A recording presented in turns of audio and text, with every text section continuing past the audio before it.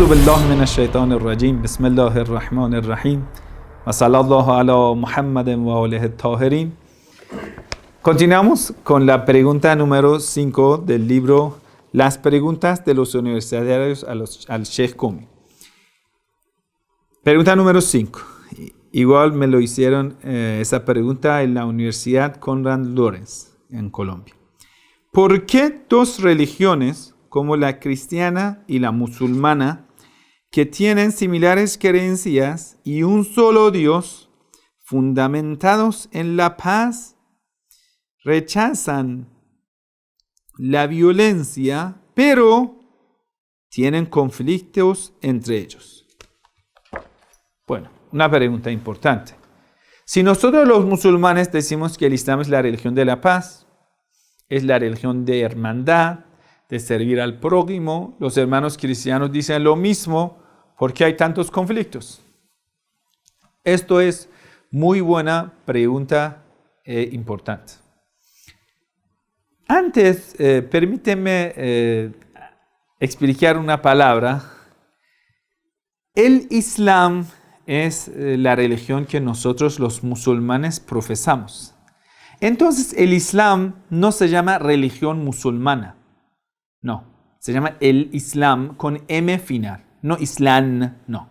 Islam. Entonces no existe la religión musulmana, no tenemos.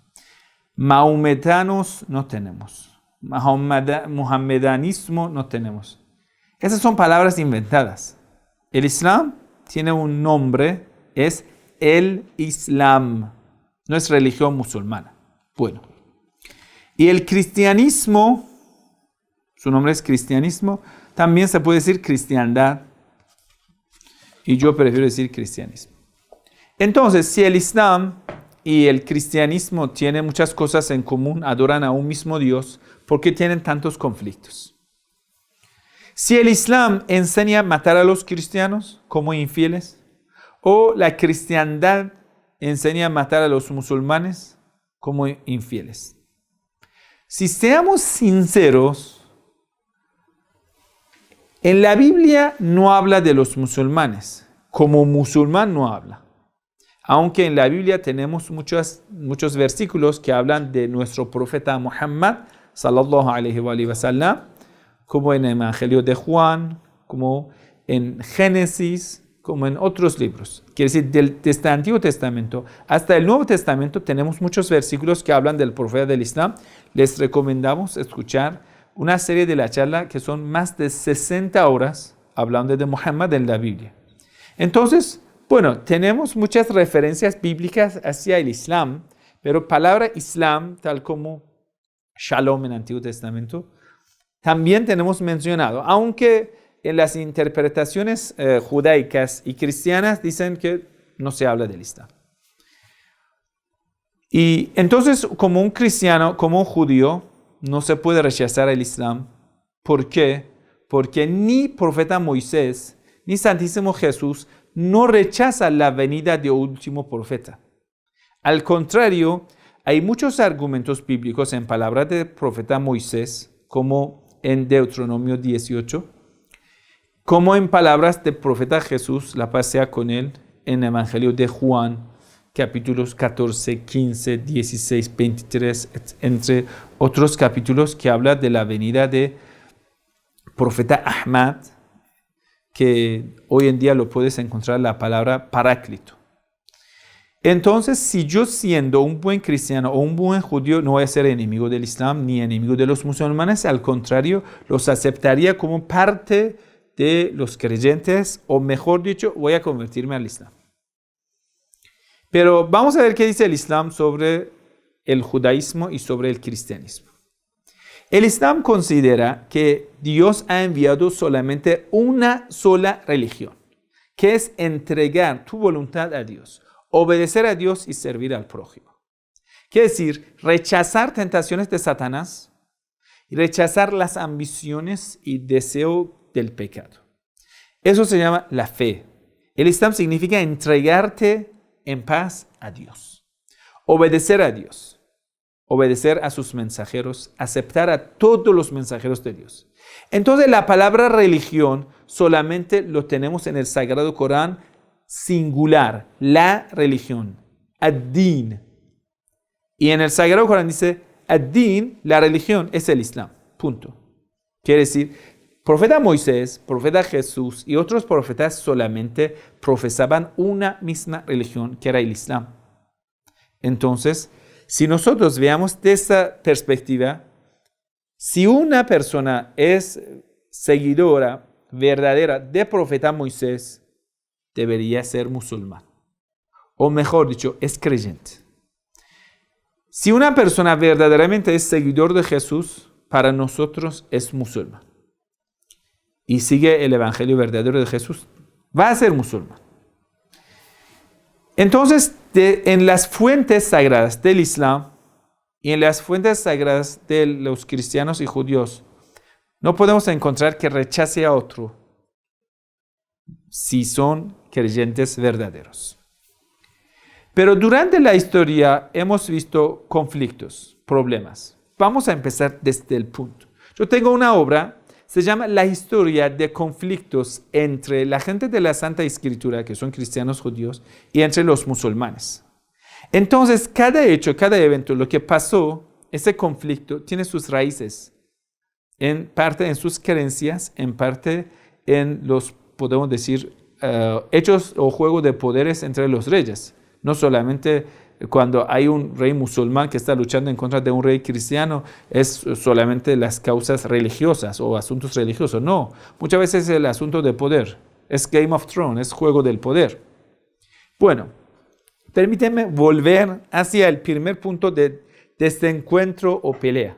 Conflicto entre el Islam y la gente de la Santa Escritura. Primero, vamos a ver, cuando el profeta del Islam está en ciudad de Meca, los primeros años de la difusión del Islam, 3 años, el profeta del Islam está en ciudad de Meca, no hubo conflicto ni problemas. Cuando el profeta del Islam de ciudad de Meca va a emigrar a ciudad de Medina, Yathrib, ahí vamos a encontrar poco a poco empiezan problemas entre los judíos y el grupo de los musulmanes. Después vamos a ver el problema entre los cristianos de Najran y entre los musulmanes. ¿De dónde vienen estos problemas y por qué? La verdad, algunos judíos con la entrada del profeta del Islam se van a convertir al Islam. Como uno se llama Abdullah bin Salam en árabe, que es un rabino importante, y cuando viene el profeta del Islam, él observando en los textos sagrados dice, tú eres el profeta profetizado.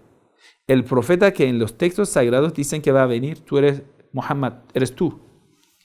Entonces cuando ese rabino, Abdullah bin Salam, va a abrazar el Islam, él mismo dice al profeta del Islam, pero profeta, si mi pueblo, quiere decir el grupo de los judíos de Medina, sepan que yo he abrazado el Islam, a mí me van a rechazar. ¿Cómo así? ¿Por qué te van a rechazar? Abdullah bin Salam, que es un rabino, ¿por qué lo van a rechazar? Porque lamentablemente nosotros tenemos un momento, o mejor dicho, en la historia del judaísmo vamos a ver un giro, una vuelta, que van a cambiar las enseñanzas mosaicas y lo van a convertir a las enseñanzas tribales. ¿Qué quiere decir? Todos los profetas son enviados a ser humano. Entonces, bueno, ya debido a limitaciones de su tiempo, de su lengua, etcétera, etcétera, van a poder llevar su mensaje a un grupo de la gente limitada. Profeta Moisés, por supuesto, ha sido un profeta que ha salvado al pueblo judío, no porque ellos eran judíos, no por su etnia o raza, no, porque eran un grupo oprimido de los creyentes, de los hijos de Israel, profeta Jacob, descendientes de Jacob, y Moisés fue a salvarlos con una condición de obedecer los mandamientos de Dios. Ahí usted va a ver en Éxodo, cuando ellos están saliendo, celebrando Pesaj, Pascua. hay una norma. En Éxodo dice, ¿quién de los extranjeros, de los gentiles, que no son de los hijos de Israel, viene, acepta la circuncisión, va a ser circuncidado, se integra al pueblo? ¿Qué quiere decir? Si tú obedeces las normas de Dios, vas a ser salvado igual como los hijos de Israel. Entonces, no es carácter tribal o racial lo que está salvando al pueblo de Israel, sino la obediencia a Dios le está salvando. Entonces, si provee a Moisés es de ellos, es porque ellos obedecieron a Dios. Si ellos empiezan a rechazar las normas de Dios, igual recibirán las aflicciones, las maldiciones, las calamidades que hay en contra del pueblo de Israel por desobedecer a Dios. Tal como cualquier otro pueblo, cuando desobedecen a Dios, reciben la maldición. El pueblo judío también, cuando desobedece a Dios, recibe la maldición. Pero ¿qué pasa?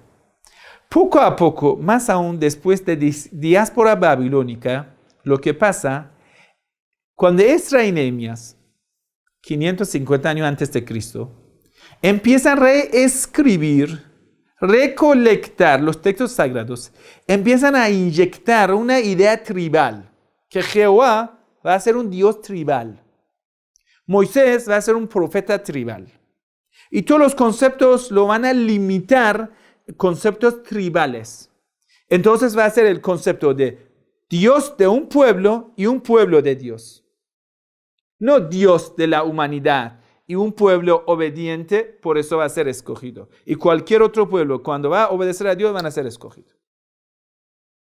Entonces, este concepto que solamente Dios pertenece a ellos y ellos pertenecen a Dios, hace imaginar que ya Dios no puede elegir otro profeta que no sea israelita. Entonces, esto es la causa del problema. Cuando en ciudad de Medina, profeta del Islam, que no es israelita, es ismaelita. Abraham tiene dos hijos. Ismael, primogénito que recibe la bendición, y Isaac. Isaac tiene el hijo Israel, Jacob. Los descendientes de Isaac, en parte, quiere decir, hijos de Jacob, se llaman israelitas. Y descendientes de Ismael se llaman ismaelitas, que es primogénito que recibe del Nilo a Éufrates. Primogénito de Abraham, Ismael, lo recibe. Los sacerdotes judíos que empiezan a reescribir el texto sagrado empiezan a insultar a Ismael. Y hoy en día usted va a ver que lo llaman burro salvaje, orango humano. Una vergüenza. ¿Cómo te atreverías a insultar al primogénito de Abraham?